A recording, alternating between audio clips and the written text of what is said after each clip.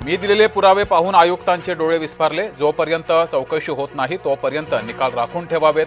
निवडणूक आयुक्त वाघमारेंच्या भेटीनंतर अविनाश जाधवांची माहिती। अजित पवार यांचा भाजपावर हल्लाबोल सुरूच। भाजपा बकासूर, अजित पवार यांचं विधान महायुतीचं गाडं गडगडलं। आमच्या उमेदवाराला एकनाथ शिंदेंच्या घरी नेलं, अविनाश जाधवांनी व्हिडिओच दाखवला। पैसे देऊन नगरसेवक असे बिनविरोध निवडून आणले जात आहेत, जाधवांचा एकनाथ शिंदेंवर थेट आरोप। ठाण्यातील व्हिडिओ अत्यंत गंभीर आहे, वर्दीची शान न राखता पोलीस ते काम करतायत। संजय राऊतांचा पोलिसांसह शिंदेंवरही हल्लाबोल। मुख्यमंत्री फडणवीसांच्या सभांचा धडाका, देवेंद्र फडणवीस 4 जिल्ह्यांच्या दौऱ्यावर। मुंढवा जमीन प्रकरणामध्ये भाजपाचाही संबंध, सामाजिक कार्यकर्ते विजय कुंभार यांचा गौप्यस्फोट। विजय कुंभार यांच्याकडून राष्ट्रवादीच्या कार्यालयाच्या जागेवरही बोट। निवृत्त होतो असं म्हटलेलं नाही, निवृत्तीच्या चर्चेवर नारायण राणेंकडून पूर्णविराम। जिथे हिरवे साप वळवळतील तिथे नितेश राणे दिसतील, नितेश राणे यांचं नाशिकमध्ये वक्तव्य।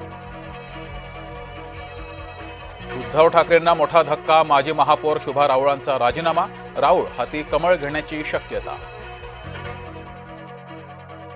फडणवीसांनी अमरावतीकरांचा अपेक्षाभंग केला, दौऱ्यासाठी भाड्यानं लोक आणली। अमरावतीतील दौऱ्यावर यशोमती ठाकूरांचा हल्लाबोल। प्रणिती शिंदेंच्या भाजप प्रवेशाच्या अफवाच, त्यांनी आमच्याशी कोणताही संपर्क साधलेला नाही। चंद्रशेखर बावनकुळेंचं सुजात आंबेडकरांच्या वक्तव्यावर स्पष्टीकरण। नवनीत राणांच्या वक्तव्याला असदुद्दीन ओवैसींचं प्रत्युत्तर, तुम्ही 4 नाही 20 मुलं जन्माला घाला, ओवैसींचा पलटवार। बाळासाहेब ठाकरे यांची 23 जानेवारीला जयंती आधी फोर्ट परिसरातील बाळासाहेबांच्या पुतळ्याची डागडुजी सुरू। छत्रपती संभाजीनगरमधला धक्कादायक प्रकार, एमआयएम समर्थकांनी उधळल्या नोटा, प्रचार रॅलीचा व्हिडिओ सोशल मीडियावर प्रचंड व्हायरल।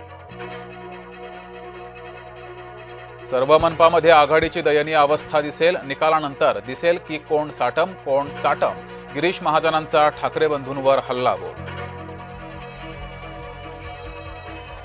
नागपुरात भाजपाचे नाराज पक्षासाठी डोकेदुखी ठरण्याची शक्यता, तिकीट कापलेल्या भाजपाच्या माजी नगरसेवकांची छुपी मोहीम, पक्षाचं काम करू नका, सभांना जाऊ नका, कार्यकर्त्यांना सूचना।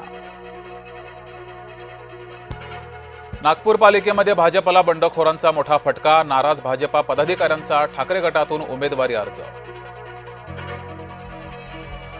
छत्रपती संभाजीनगर ठाकरे गट आणि भाजपा आमने सामने, प्रचारादरम्यान दोन्ही पक्षांच्या कार्यकर्त्यांची जोरदार घोषणाबाजी। बीएमसीच्या मुदत ठेवींमध्ये घट, गेल्या 4 वर्षात 92,000 कोटींवरून 80,000 कोटींवर घट। परळच्या टाटा हॉस्पिटलमध्ये बॉम्ब ठेवल्याची धमकी, बॉम्ब नियंत्रण पथकाकडून तपासणी सुरू। अग्निशमन दलाच्या 3 गाड्या घटनास्थळी पोहोचल्या होत्या।